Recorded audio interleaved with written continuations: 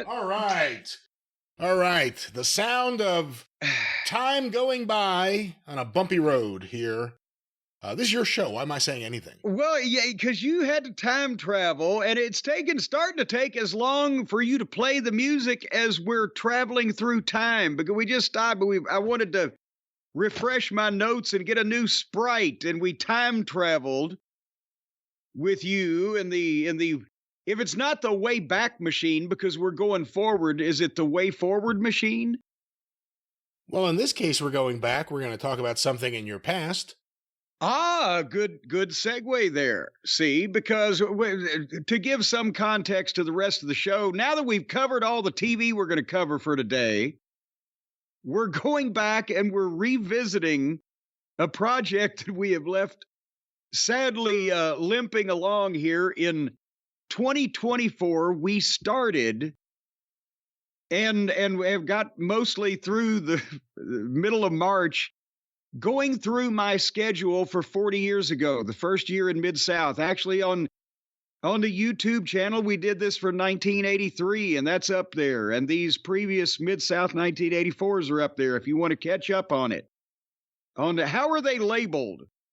Great Brian Last. Jim Cornette Bores the Listeners, Volume 1 through 6. God damn you now. Fie upon you. I'm trying to be a responsible broadcaster here and not leave the listeners in the dark, and you're just... I believe it would be Jim Cornette looks at his schedule, for instance, October 1983, November 1983, so on and so forth. Jolly Joker. So anyway, people could catch up, but we left off at around about WrestleMania time this year. All these stupid, crazy things started happening, and we've been busy. Or these, if we did the Mid-South stuff too, the podcast would be 6 hours long every week instead of most weeks. But we're going to finish up March here for you because we wanted to talk about some old wrestling.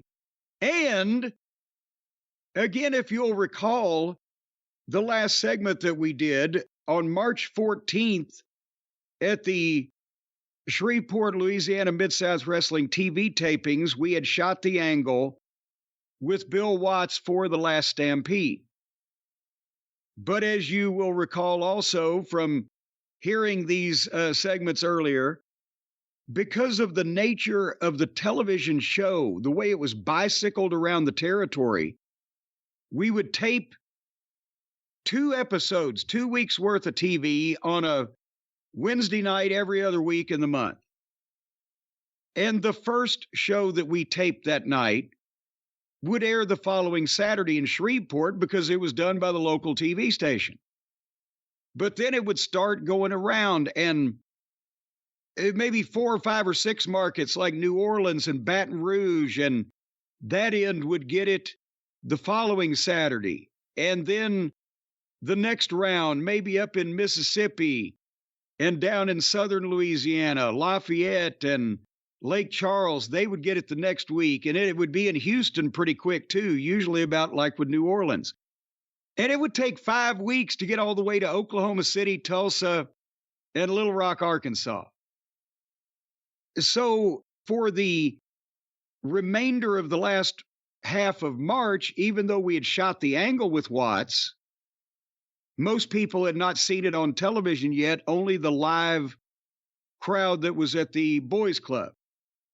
So we were still finishing up other business, and also we were starting to stick our toe in the water with the Rock and Roll Express, because that was the program that Dundee was looking forward to after the last Stampede, which was going to be one main event match in each regular town in the territory. But we were working every night of the week, so we had to have opponents in the other towns and after the last Stampede. Have I set the scene for that fairly succinctly and clearly, Brian? You have. I guess my only question would be if Bill Watts, because I think you've said in the past, Bill Watts kind of thought after the last Stampede, he would have to finish you up because he got all your heat. And yes. So when did he when did he know that wasn't the case, I guess? Well, see, Dundee was booking. If Dundee was booking you guys in the Rock and Roll in advance. But and here's the thing, Watts wanted the Rock and Roll Express to get over, so, you know, the brilliance of the way that it was done with the angle involved the Rock and Roll Express, and then people kind of even though they didn't lose track of it, but they were directed in another direction immediately by the thing with Watts following it up. And people may have seen the clip on Twitter or whatever, or watching back in the old days. But we win the Mid-South Tag Team title from Wrestling 2 and Magnum TA. The very next day on television, we have the celebratory party with the cake and the party hats, where the Rock and Roll Express come out and smash my face in a cake. And the people went crazy, and if we left it there, then that would have demanded that we start working with the Rock and Roll Express immediately, and that's what people would have been focused on, right? But then, in the same program, Bill Watts decides it was so funny because Ricky and Robert finally humiliated and embarrassed that fucking wimp that I want to show it again. And they showed it again, the replay. And then I come out and cut to promo on Watts, and I've still got the cake all over me, and I'm fucking red-faced. And that's where I put my finger at his face, and that's where he slapped me into the stratosphere, and my head looked like Linda Blair in The Exorcist. And now, holy shit, what's going to happen next? Well, what happened the following week was they showed a pre-tape where Watts had been interviewing Butch Reed when suddenly I came out to interrupt it, and the Midnight Express jumped Watts from behind with a blackjack and busted him open and left him laying there. We kicked the shit out of him. And now that's when Watts announced that he was going to come out of retirement one time, and one time only, the last Stampede. So that the immediacy of that took precedence over the Rock and Roll Express, but the people still wanted to see the Midnight and the Rock and Roll. Watts believed that he would take all the heat off of us. And, then I'm sure he would have said, okay, Dundee, go ahead and have the Rock and Roll Express beat the Midnight Express or whatever. But Dundee knew that we could pick up after that deal because Bobby and Dennis were the kind of heels that could get beat, and then I could get on TV and talk their heat back. So he had confidence that we were going to go along as normal as he thought. So that's why he did it that way. So we had two programs, one for the last Stampede and one to start the deal with the Rock and Roll and Midnight, which made perfect sense. And if Dream Machine hadn't been hurt, how would that have changed things? Well, as you will see in a couple of these matches, because we're coming up on that point also, Dundee had high hopes that the Bruise Brothers were going to get over as big baby faces in that territory. And that way, as Mid-South Tag Team Champions, we could have worked with the Rock and Roll Express and the Bruise Brothers, because also there was still, they had kind of promised, and remember, they would go, the Rock and Roll Express would come back to Memphis. They weren't going for the rest of their lives, right? And they finally had to give them back. In what was it, July, we did something where it was a 90-day deal. So he was building teams. But you'll see in a couple of these results, even though we had just shot the angle with Watts and with the Rock and Roll, and we were the tag team champions, the first time that we worked in a couple of these towns with Porkchop and Troy before he got hurt, we didn't beat him. They did DQs or whatever the fuck, right? So it wasn't like he was just bringing them down for shots from Memphis. He was going to bring them in. But anyway, would you like to open the book and see what was going on? Yes. And yeah, that was the most enthusiastic yes I've ever heard. I need you to beg. No. We got to remind the kids that $1 in 1984 is $3 today, right? On the inflation calculator. That was the mathematics that we were doing, correct? because that way, Yeah. if we did, Except in comic books, yes.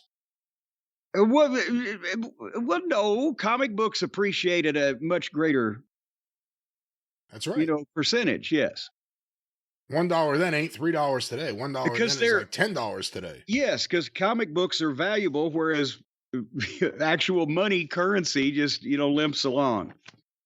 But anyhow, we finished up with Sunday night, March 18th on our last segment of this. And where do you go in Mid-South Wrestling in 1984 on a Monday, but back to New Orleans?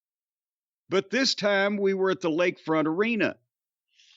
And was that the first time at the Lakefront Arena? I thought it was later in the year. But son of a gun, we only did $14,400. And I think since it was a regular house show, remember again, fans, tickets were like $10, $7, and $4, that is. So that was probably about 2,000 people. And how many of the regulars from downtown were actually there at the lakefront?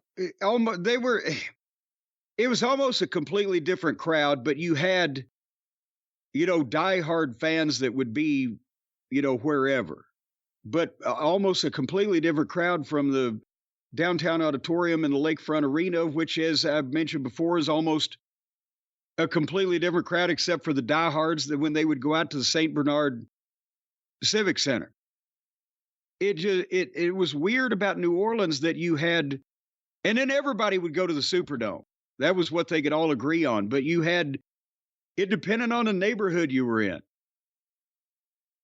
And then when the dog left, then that kind of put the nail in the downtown auditorium's coffin, because it was, it was dreary at the end there, the downtown auditorium, because it was so old, and the curtain they had down the middle of the arena, geez, you could smell the mildew 20 feet away, right? When they would, we've talked about those old auditoriums. The Kiel Auditorium was like that, and Ellis Auditorium in Memphis. They had a curtain that you could cut the building in half, or you could open it up for the big concerts and the big political rallies and shit they had. But after a while, those fucking curtains, when they were never taken down for years and years, and all the sweat of the boxing and the wrestling and the fucking people screaming for Elvis, and the humidity in those buildings, it was like hanging a wet kitchen sponge 100 feet tall and 100 feet wide in front of your nose. Anyway, we had a match with the Rock and Roll Express, not for the tag team title, just one of those feelers out where they hadn't even seen the cake angle yet. But since New Orleans was a weekly town, and he said, all right, let's see how they buy this. And we did a fucking match where they slipped over 1, 2, 3, and then we kicked the shit out of them afterwards and left them laying in the ring. So nothing was settled. And then the following day, Tuesday, March 20th, we were in Beaumont, Texas. This was scheduled to be Magnum TA and Wrestling 2, no disqualification, and a loser gets lashes. But because 2 had walked out on TA the previous week, that's one that Watts would do the same matches in a lot of towns. Obviously, there's only so many matches you can put together when the TV points to, we want to see this guy against this guy, okay. But he wouldn't do turns or title changes more than once in the territory. So in Memphis, they did it in each town, right? Oh, yes. And I mean, before the internet and the TV markets didn't really overlap, you could kind of get away with it. But, see, I know it's hard for today's fans to get this, but if the average wrestling fan in Louisville, Kentucky knew that he could go downtown to the Louisville Gardens on Tuesday night every week of the year and see the matches, even if he knew they might be wrestling in Evansville every Wednesday night, he didn't give a shit to go. It's 100 fucking miles, right? Who knows what happens in fucking Evansville? That type of thing. But a lot of places would do it, but Watts wouldn't do that because, people are going to figure it out, and he was too much of a stickler. So anyway, this night we had Magnum, and I didn't write down who, but we beat them. The house was $9,600. We got paid $120. Have I mentioned that I hated Beaumont, Texas? He never drew a house in Beaumont. You gave it a nickname yesterday off air when we were talking. Blow Snot, Texas. Every time we'd get in the car, here we go to Blow Snot. I don't know what it was. The Beaumont Civic Center, nice building. It seemed to be a relatively nice town, not that big, 60 miles from Houston or whatever. And Houston would be doing, God, the biggest business in the territory. And you go to Beaumont, you'd have, again, $9,600 was probably 1,400 fucking people in those. Bleh. Because then we had to go 160 miles back to Alexandria. Now, New Orleans, by the way, I forgot the travel details. New Orleans, as we know, 400-mile round trip from Alexandria. So 400-mile round trip on a lot of two-lane road, plus working the main event match. You're in late. Following day, we go to Beaumont. That's 160 miles, a lot of two-lane, and back. So we were back at fucking 12:30, 1 o'clock in the morning. I got to get up and be in the car by 6:45 to go to Shreveport, 130 miles of two-lane to do the local promos at Channel 3 that we did every Wednesday morning every Wednesday from 9 a.m. to 3 p.m. So you drove yourself because the other guys didn't have to go. Yes. So it was a quick turnaround. And then, and I'm trying not to go to sleep and trying to think of all the fucking things I can say on promos while I'm in the car on the way to fucking Shreveport from 6:45 to fucking 8:45 in the morning. And that was actually cutting it close, to be honest with you. So then, at least that night, we had a Shreveport house show. And that way we could, take a couple hours in between promos and the show to, go get a pizza or fucking something, right? Some element of mental decompression. And then we're at the Shreveport Memorial Auditorium. And now the Shreveport area knows, because we did the TV the previous week, that the Rock and Roll Express has smashed my face in a cake. But they haven't, I think, wait a minute. Yes, they would have just seen Watts slap me too. So we wrestled the Rock and Roll Express, and this time it was a non-title match, but we fucked them because Buddy Landell ran in when there was a big four-way going on. The referee was distracted, and he ran Ricky Morton into the ring post, and then Bobby pinned him. And where the fuck did Buddy Landell come into this, you say? Well, as they say on the Iron Chef, if memory serves, the next time in Shreveport, we were going to have the big match with Watts. And the Rock and Roll Express was going to need somebody to work with. So they were going to be working with Buddy Landell, and I can't remember who the fuck else. Maybe we'll see it here later on. Point being, he did something to necessitate that match because we were going to be busy. And that's the kind of thing. It would add extra meaning to the matches, but it would make sense if the Rock and Roll was wrestling this fucking guy later on. You see what I'm saying? Yeah.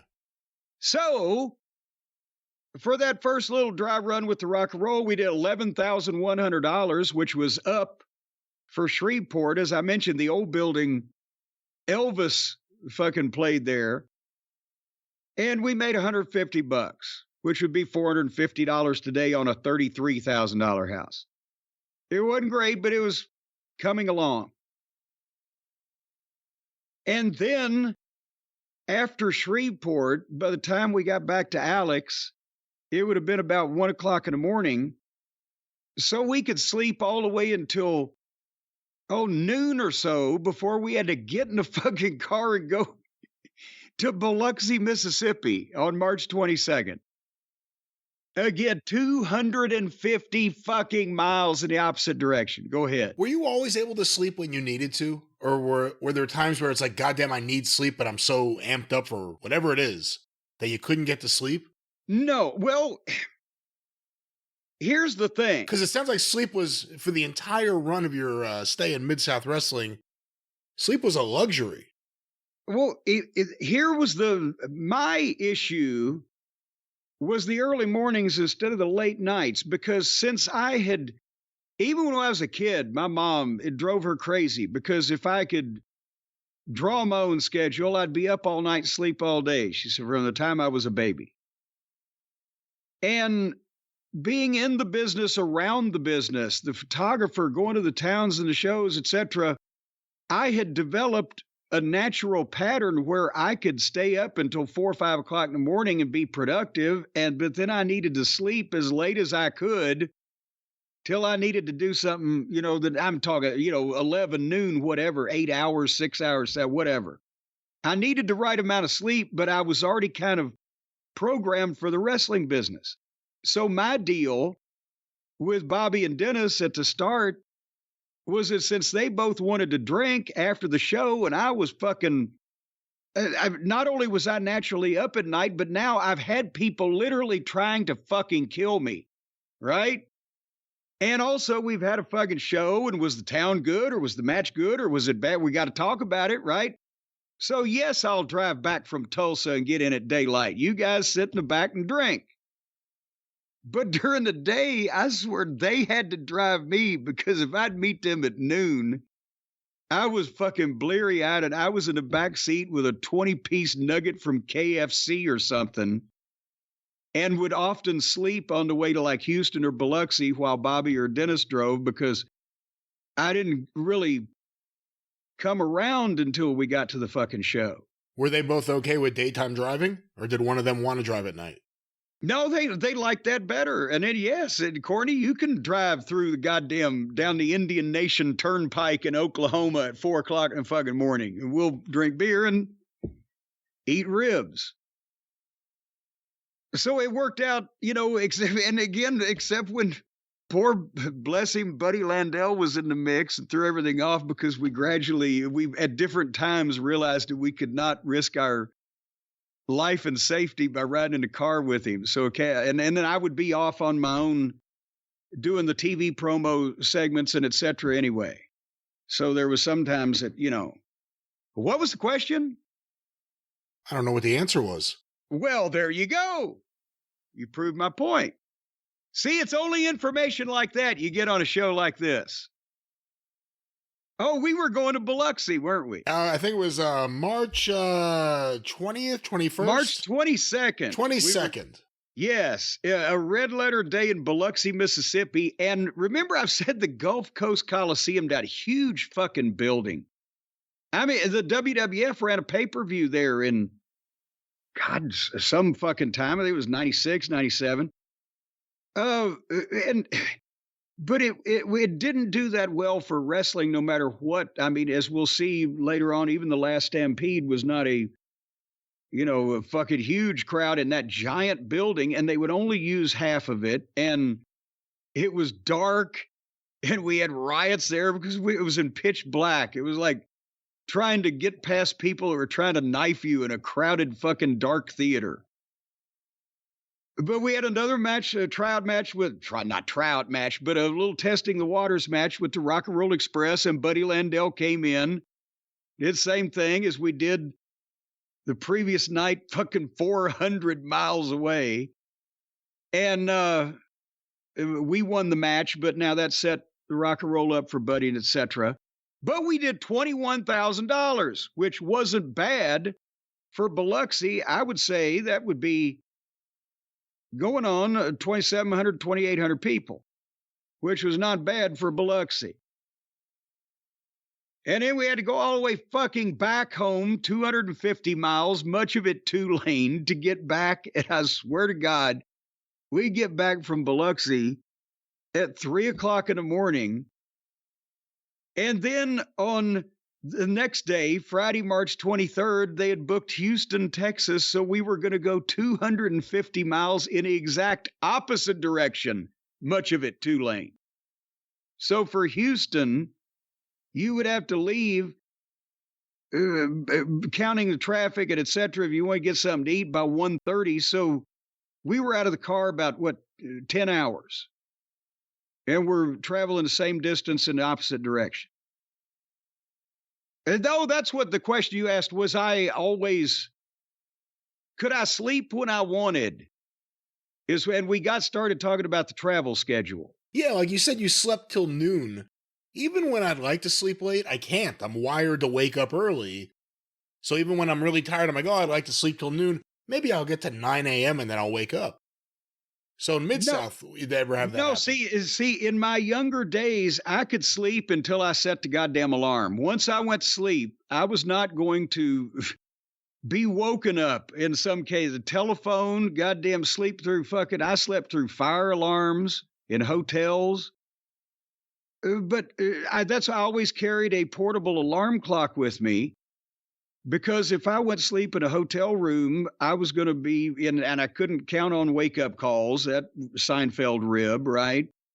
So I always had a clock with me because I would sleep through any fucking thing. And at this point in my life, through this whole year, I was always so tired that I never had a problem falling asleep if I had the opportunity. But getting up would be that's why at one point in Charlotte, it was worse when we were doing the promos, with the Crockett office, and Gene Anderson was the one to call you at your house because there were no cell phones if you weren't there at 9:00. And goddamn it, we'd always been done a TV taping the night before, and I wouldn't be asleep until fucking 3:00. And just by having to do TV and then get in and then eat and read the mail, right? And then in Charlotte traffic to be in the car at 8:15 or whatever. I was always late to interviews, but he couldn't disprove that I wasn't there, right? Because there was no cell phone. He'd call the house and my wife would say, "Oh, he left some time ago." And I said, "Traffic." But yeah, my sleep schedule, and now I'm like you in my old age, and that for the first time in my life over the past few years, as I've said, I've actually had a normal schedule. I wake up every morning at 7:00, give or take an hour, and I'm in bed at, 9. Ma, I'm going to bed, that type of thing. And I sleep even better than I did then because I was always you were binge sleep. I was binge sleeping or binge eating or whatever because, for years, there was no time to do anything else. You're doing this shit, right? But anyway, that's where we have left off as we were going to Houston. And folks, if you want to follow along geographically with this, just to get an idea, and even now the atlases, we're talking 40 years ago, there were no north and south interstates, but get a map on your Google machine and just look geographically, and no matter how the highways are, at the states of Louisiana, Mississippi, Arkansas, Oklahoma, and then the metropolitan area of Houston, Texas, that adjoins Louisiana. And Bixby, Oklahoma, where Bill Watts was sitting on his fat ass while yes, did all this driving. Yes, moving that pencil around there, Mr. Promoter, while everybody was bouncing back and forth like a goddamn pinball machine ball. So we go to Houston, and here's an interesting booking and talent thing. And also, we've talked in previous segments that we've done on stuff like this. Brian, when did we know that we were going to really get over? When did I get confident with this? We had been to Houston 2 weeks previously on March the 9th. The Midnight Express had been in the main event against Wrestling 2 and Magnum TA, the title and mask versus the, fucking blah, blah, blah. And that was the hot angle on TV. And as we did $54,000 at the gate. And we made $600 a piece. So that's like 150 something grand, 160 grand and 18 in today's money. But then we come back to, and also that night we had done a run-in on the match that Gordman and Goliath had with Hector Guerrero and El Bracero, Jose Martinez. And then we come back 2 weeks later. But now we're not in the main event. See, this Houston show was the last one before they were coming back with the big Last Stampede main event on a Sunday. And so Dundee booked the Rock and Roll Express and Terry Taylor, the top baby faces, against Butch Reed, Crusher Khrushchev, Crusher Darso.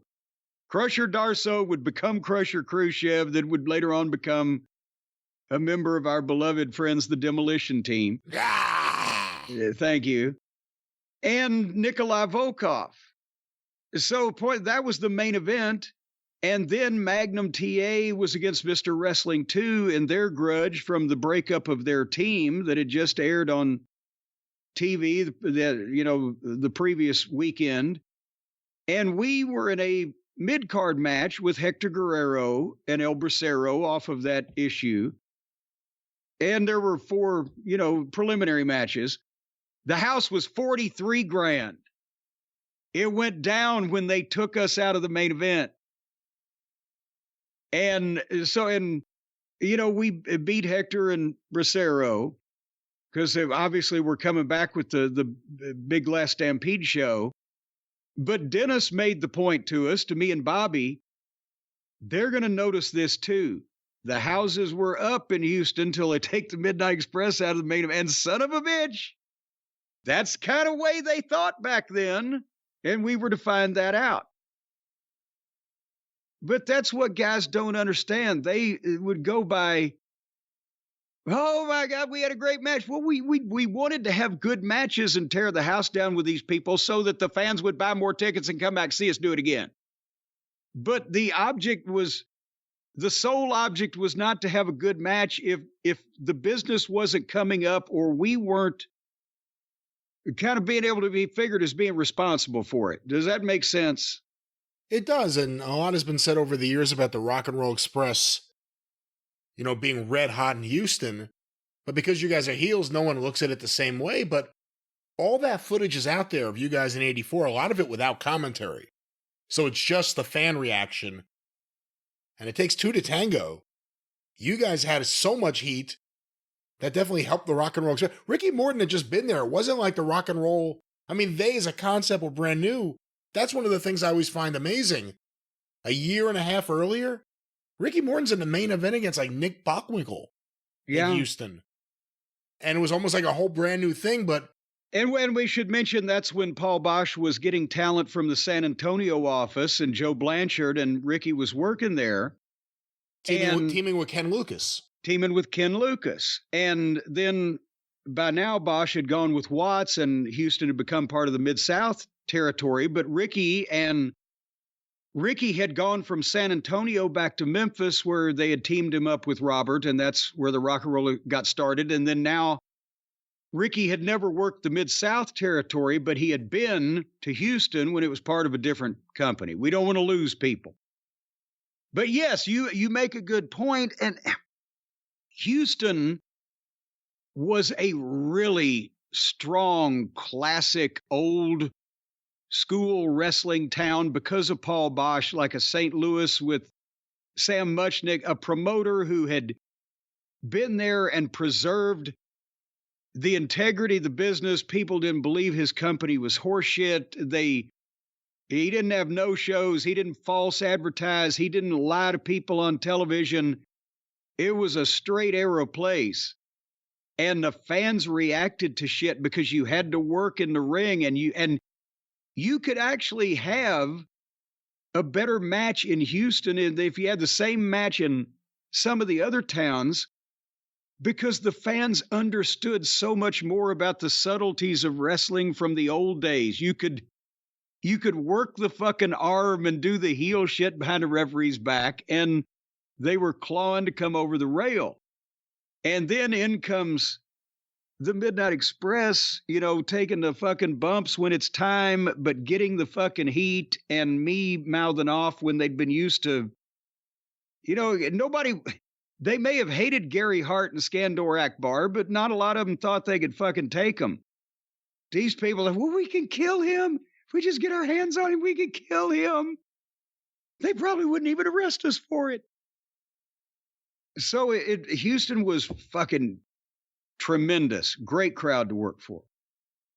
Anyway, on that night, it was a great $43,000 house to work for. We got $350 because we weren't in the main event like we were the previous 2 weeks ago when we had got $600 or whatever. But we made a little point there that need to put us back on top. So we'll see what happens next time. And then Saturday, March 24th, this is so. What we have been doing literally is traveling in an X pattern all week. On Monday, we left our home base of Alexandria and we went southeast to New Orleans and then back northeast back to Alexandria. Then on Tuesday, we went southwest to Beaumont and southeast back to Alexandria.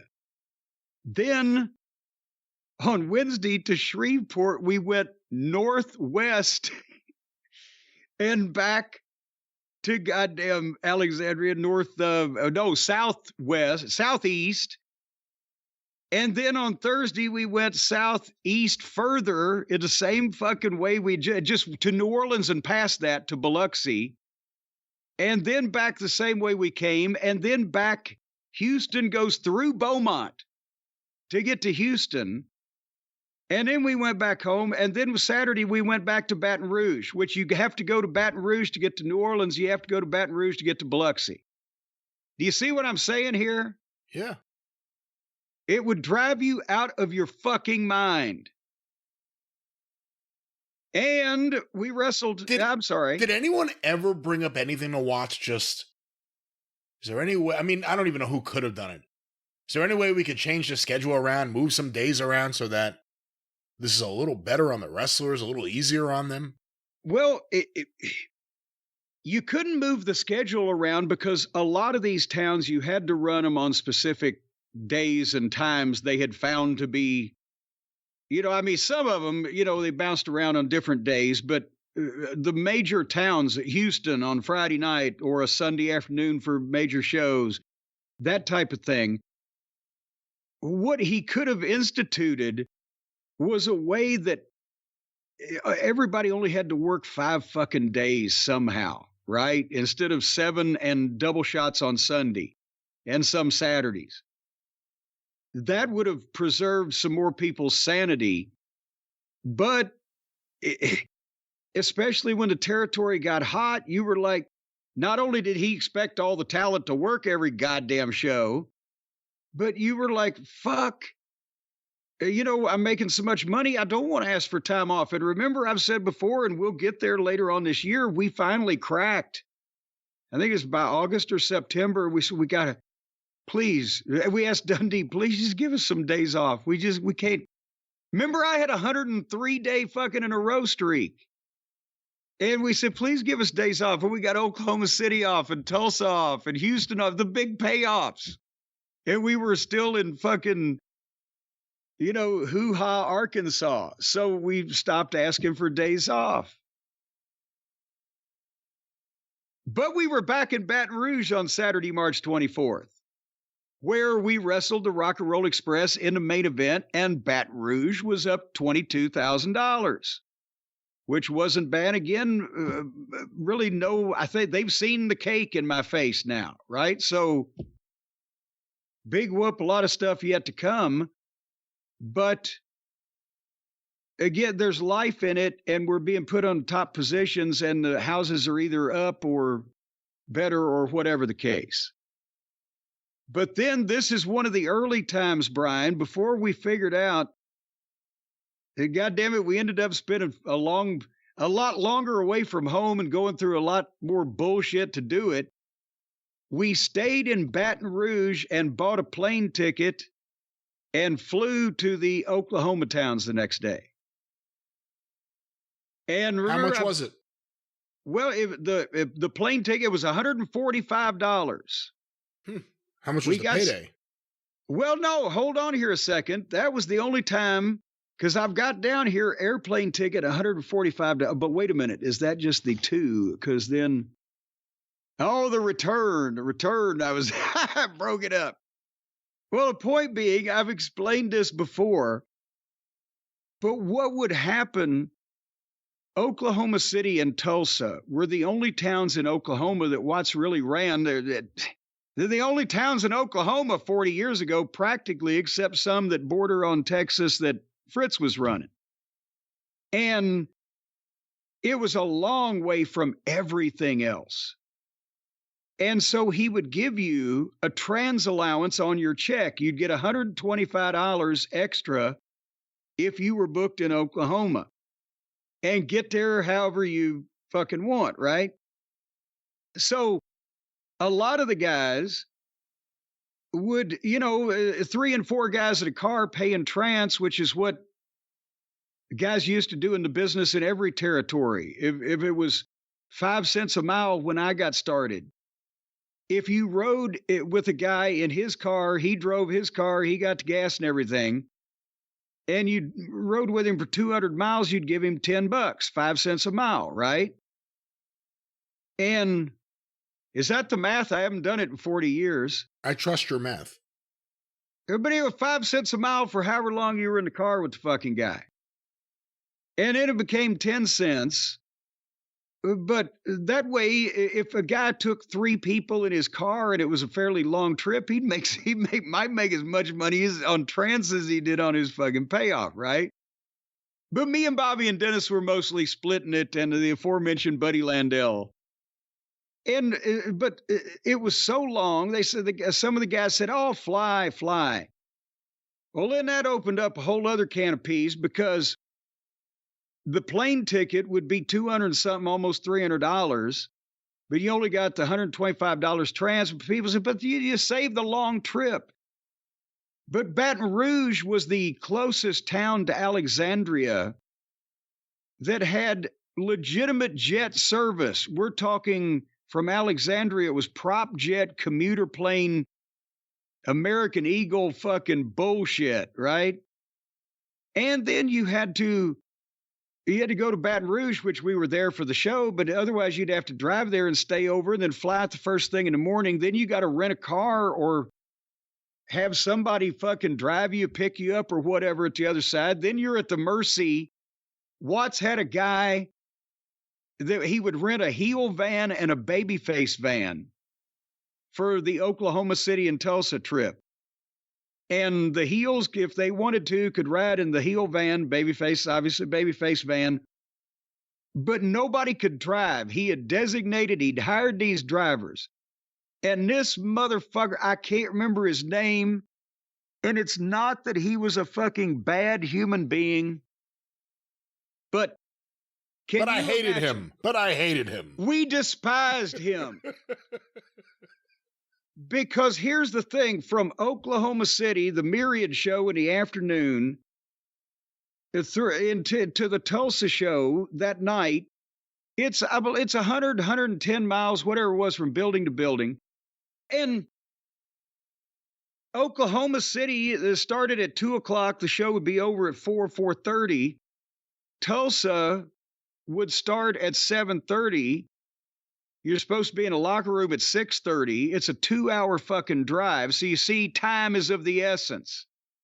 So if you had your own car or if you'd driven, you could get out early if you were on the undercard, and you could maybe stop and get something to eat along the way.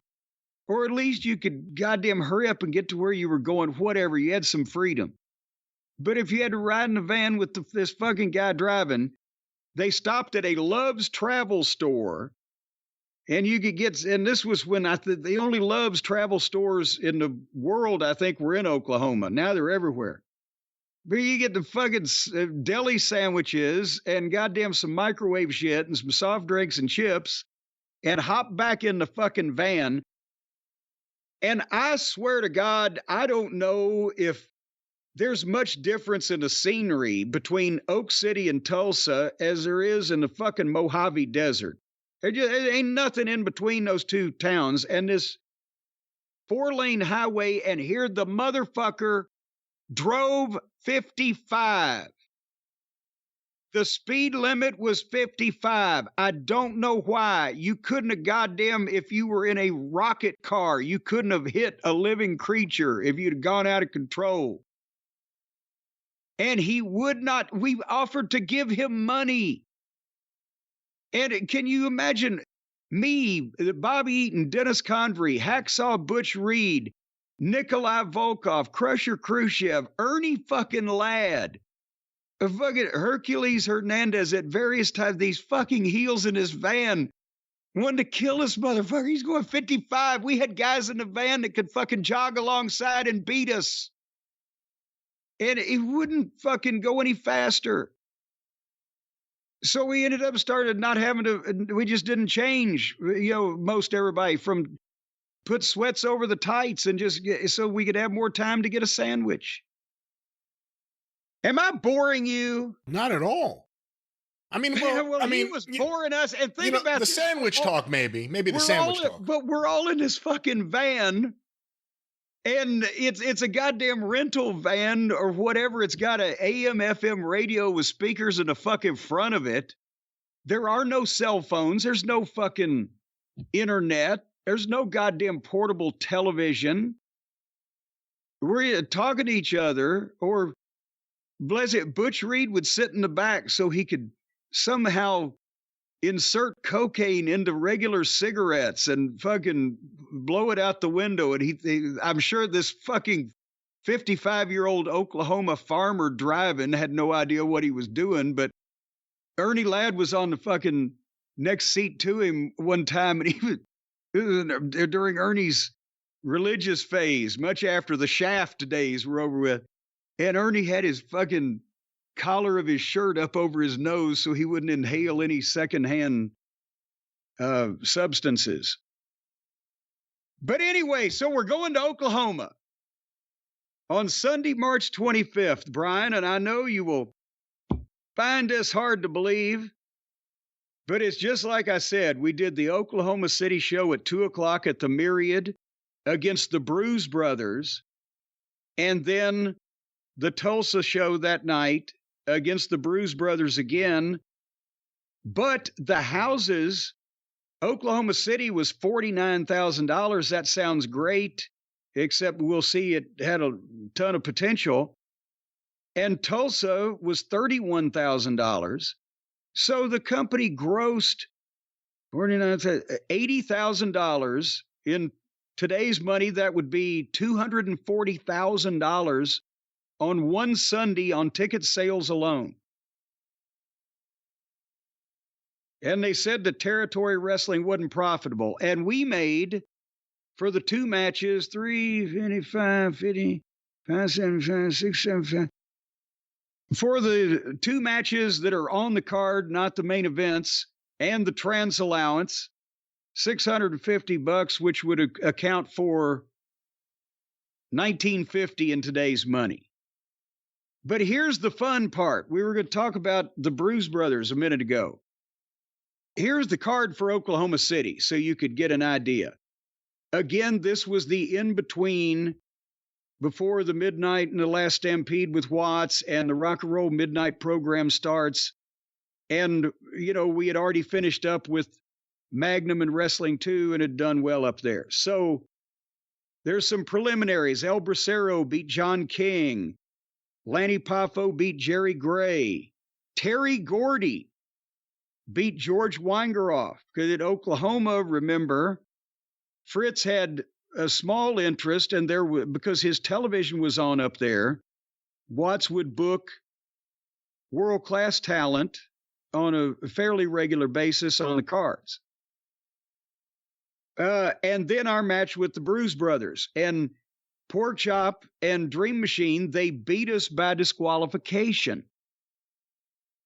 And that was the thing is that there's no way that if Dundee didn't plan to use them prominently and didn't plan to bring them back regularly. We're just going into a series of main events with the owner of the fucking company. And we've already shot an angle with the team that he knows is going to be the top babyface tag team. And this is one of the biggest grossing towns in the territory. Wouldn't we just beat those guys? Right?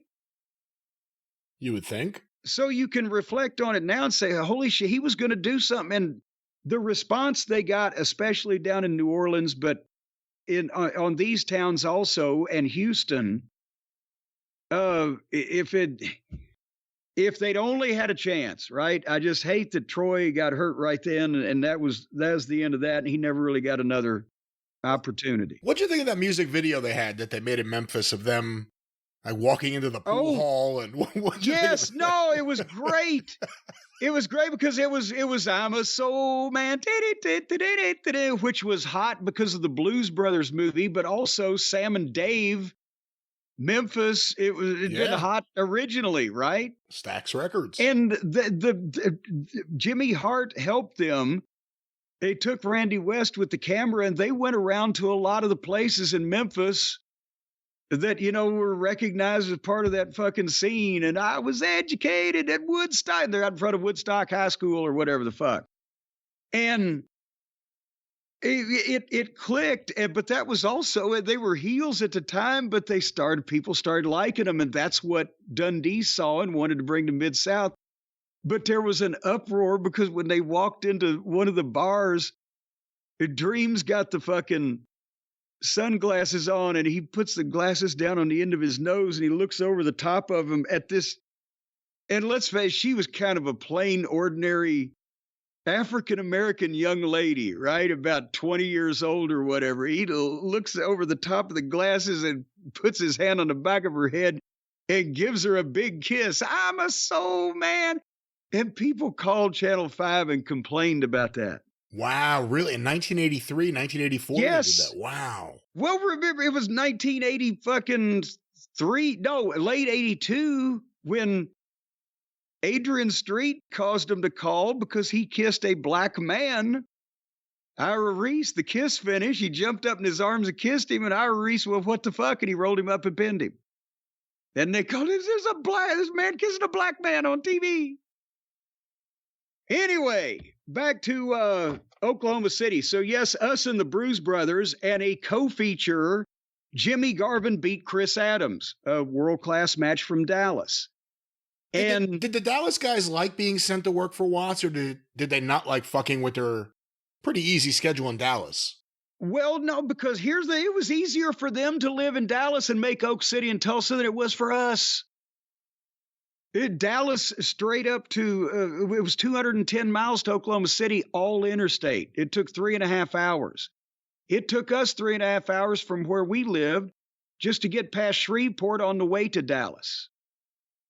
So, and also, as we would find out a year later, when we were in Dallas and would work shots at Mid-South, we would make as much money on a day in Oak City and Tulsa as we did in 3 or 4 days in Dallas.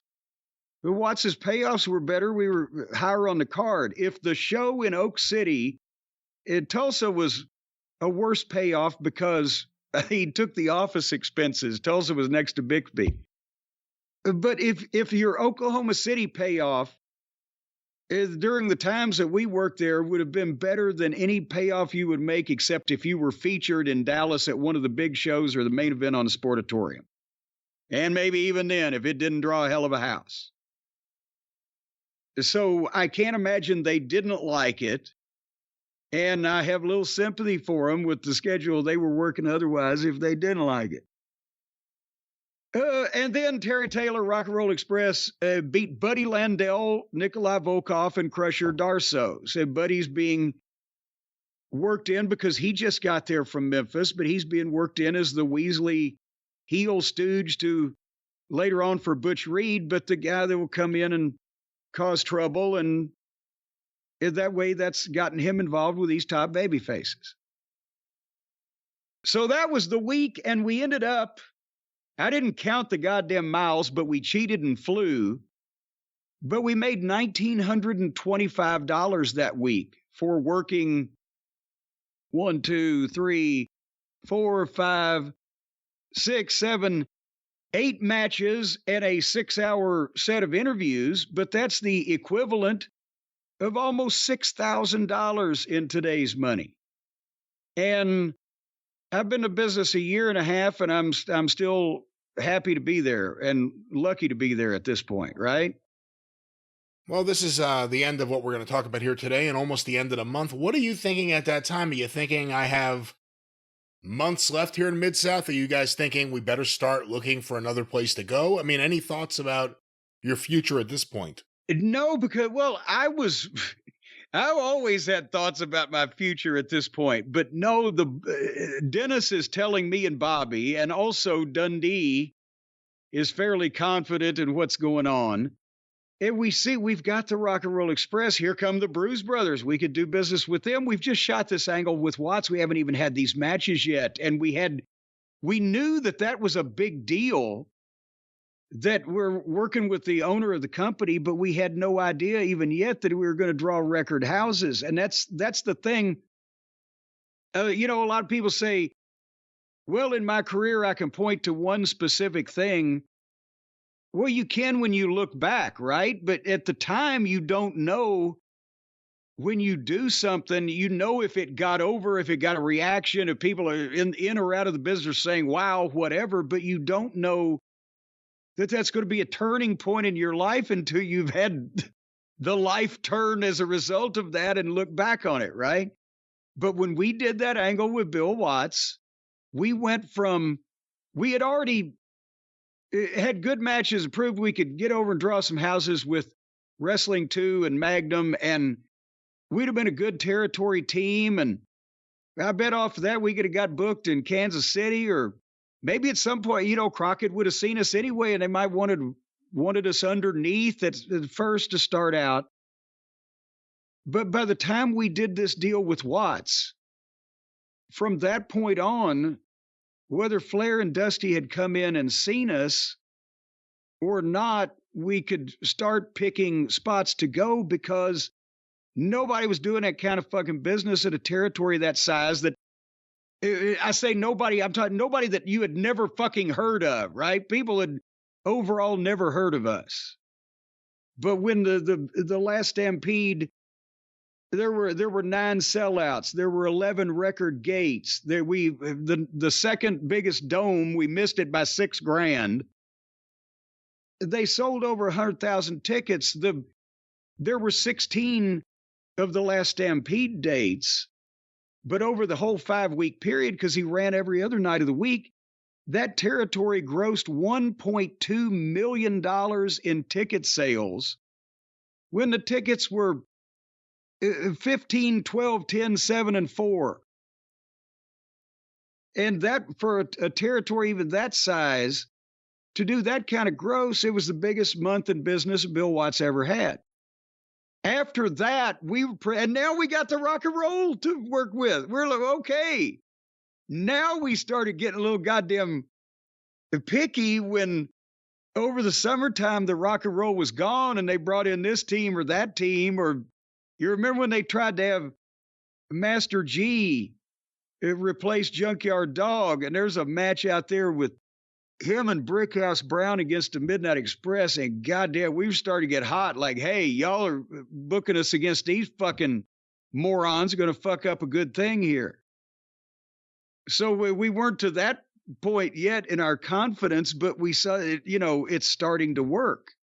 But right then, in between the angle on TV and we knew the first night. The first one, it was in Shreveport, April 3rd with Watts. And we knew there when it was an all-time fucking record gate in the building that he'd been running for years. Okay, we looked like we're good. But then as it got bigger, we were fine from there. But now we didn't have any idea that this was going to make our career. From then on, we could do what we wanted to do. But that's old-time wrestling. You can't do that anymore.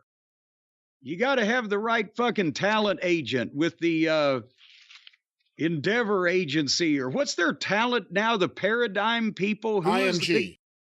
IMG, and that. Well, no, they're signing with some particular arm of a talent agency to represent them in the movies now, all the boys and girls up there. Oh, yeah, I know what you're talking about. Yeah, whoever they are. I think Harold Hecuba, I think he wants to do some business with some of the talent.